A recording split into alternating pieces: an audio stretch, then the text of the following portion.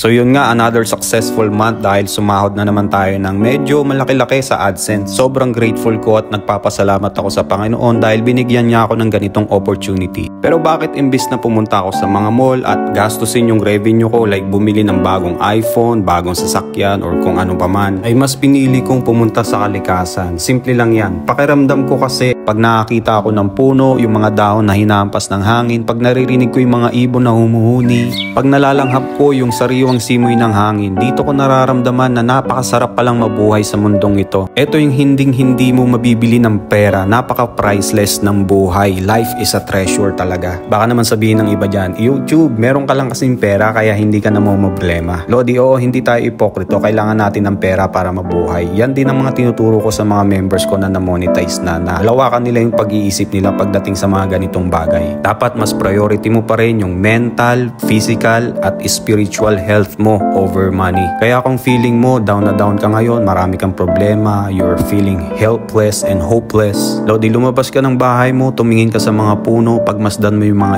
ibon, langhapin mo yung sariwang hangin. Simpleng mga gawain lang yan pero you will see the beauty of life.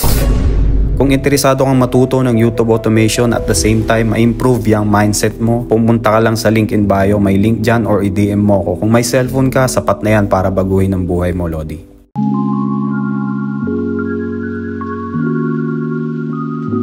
Okay, may nagtatanong, boss, anong magandang device para sa YouTube automation? Marami nagtatanong sa akin yan sa comment section, kaya sasagutin natin yan sa video na to. Pero bagong lahat, flex ko lang yung mga members namin na sobrang sisipag, kaya naman ang gaganda ng mga numbers. Congrats, deserve nyo yan mga Lodi. Okay, ang sagot sa tanong ni Lodi ay depende sa gumagamit. Cellphone ang gamitin mo kung lagi kang on the go or kung mas komportable ka gamitin to. Mag-tablet ka naman kung gusto mo mas malaki yung screen para makagamit ka ng stylus pen, madaling mag-edit. Laptop or PC naman kapag ka maramihan yung i-edit mo at multitasking. Ako personally, ang set ko ay itong mga Apple devices kasi nga mabilis mag-transfer ng files. Pero alam nyo ba na dito ako nag-umpisa sa low spec phone na to? Oo, tama ka nang narinig. Ito ang device na gamit ko sa YouTube automation for more than 1 year. Basic tools lang naman yung gamit ko noon, ChatGPT lang tsaka CapCut. Bago ako nag-upgrade sa Apple devices nung kumikita na ako. Kaya kung iniisip mo na mahihirapan ka dahil wala kang PC, wala kang high-end devices, Lodi, lagi kong sinasabi to, kung may cellphone at creativity ka, sapat na yan para mag-umpisa. Kaya ano pang iniintay mo?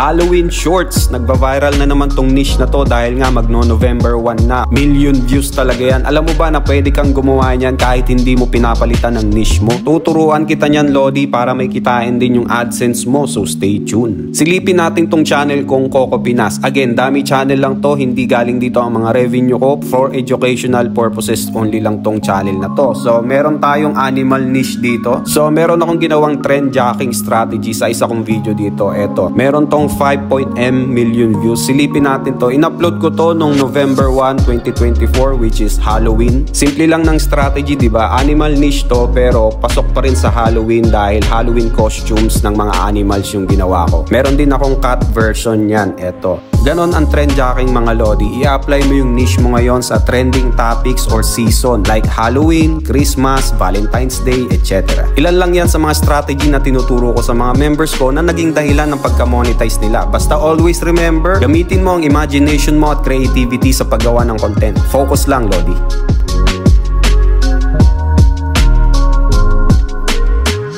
Paano nga ba mag-withdraw ng revenue sa AdSense? Tanong ng isa nating Lodi dito. Sasagutin ko yan, papakita ko sa inyo kung paano ko i-withdraw ang revenue sa aking YouTube channels. Dahil sahod na naman sa AdSense ngayon, so stay tuned mga Lodi. Step 1, pumunta ka ng YouTube Studio dito sa Earn. Let's say ikaw ay YouTube partner na or monetize na yung YouTube channel mo. Meron ka nang makikitang ganito. Ibig sabihin yan, connected na ang AdSense mo sa YouTube channel mo. Kung marami ka namang YouTube channels na kagaya ko, lahat ng kinita ng faceless channels mo mapupunta yan sa iisang AdSense account lang. Ito ang total na kinita ng 6 na faceless channels ko nung month of September. Magiging visible lahat ng revenue nyo sa AdSense account nyo every 12 of the month. At makaka-receive kayo ng email from AdSense every 21st of the month. Sasabihin dito na on the way na yung money papunta sa bank account na nakakonect sa AdSense nyo. So halos wala na kayong gagawin. Aantayin nyo na lang ma-receive ng bank nyo yung revenue nyo. revenue. Ito ang sample revenue kapag ka meron kang 6 na monetized channel. Kaya ano pang hinihintay mo, Lodi? Simulan mo na.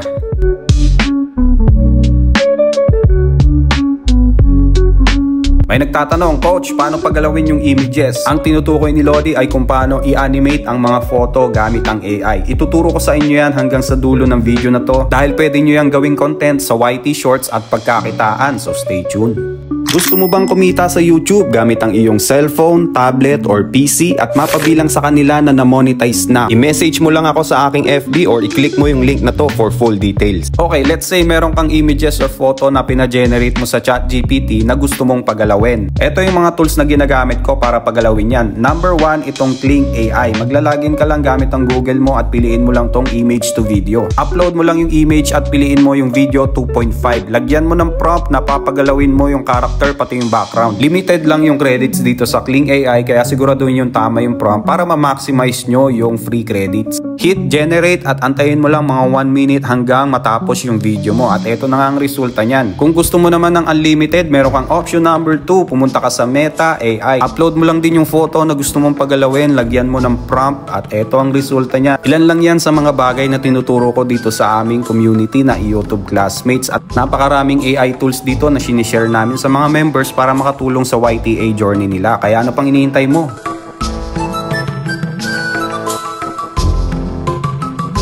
Halloween na next week kaya viral na naman ang mga jump scare shorts na kagaya nito. Paldo sa views. Tignan nyo tong channel na to. Puro ganyan ang content niya, wala kang makikitang hindi million views. Monetize din yan. Ituturo ko sa inyo step by step kung paano gumawa niyan, so stay tuned.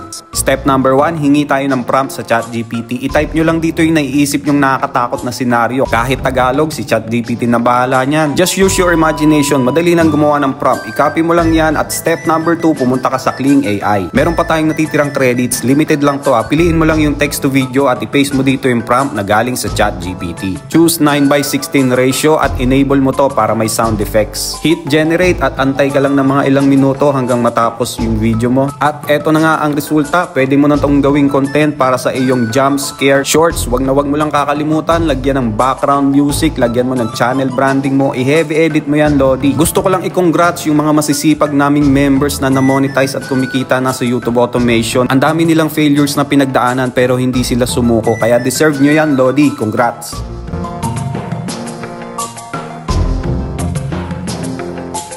Boss, anong oras dapat mag-upload ng video? Sagutin natin tong tanong ni Lodi. Ipapakita at i-explain ko sa inyo kung anong oras nga ba dapat mag-upload ng video para matarget mo yung mataas na US-based audience at syempre mataas na views at revenue. So stay tuned mga Lodi. Ang pinaka best way para malaman kung anong oras ka mag-upload ay pumunta ka ng analytics at dito sa audience. Dito mo kasi makikita kung anong oras online yung mga viewers mo. Pumunta ka lang sa YouTube studio mo, makikita mo to. Iba-iba tayo ng analytics kaya iba-ibang oras ang upload time natin. Kapag ka wala ka pang ganong metrics sa analytics mo, ito ang recommended time para matarget ang US audience. Pina-rephrase ko sa ChatGPT para madali nating maintindihan. 6 to 9 PM sa oras natin, ito matatarget mo yung audience na pauwi na sa school, galing sa trabaho.